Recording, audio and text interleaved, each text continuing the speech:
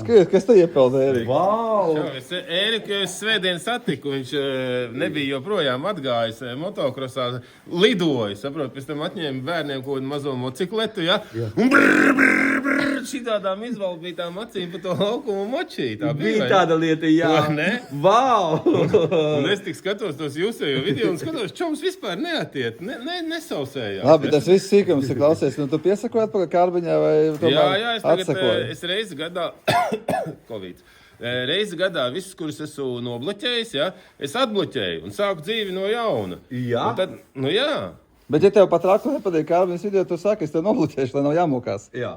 Nē, man patīk. Patīk tomēr, jā? Protams, es esmu kārtīgs followers.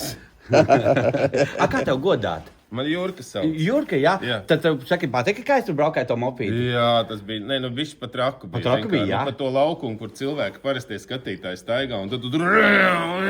Bet bija droši, neviens netika traumēts, vai ne? Nu, bet tu tam bija jau, ka varēja būt Tu arī. ilgi domāji?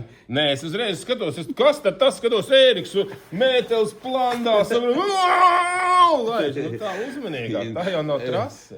Nu, man vajag pat trasi palaist, vai Nu, ne? jā, bet zini, ka to alkoholu reibumā pilnā, un iedomājies, ka sabraukt tur kādu maziņu Kurš bija alkohola reibumā? Tu nebija? Ne grama. Tu vienkārši biji pārsauļojies. Tad, ja? Nu, tieši tā.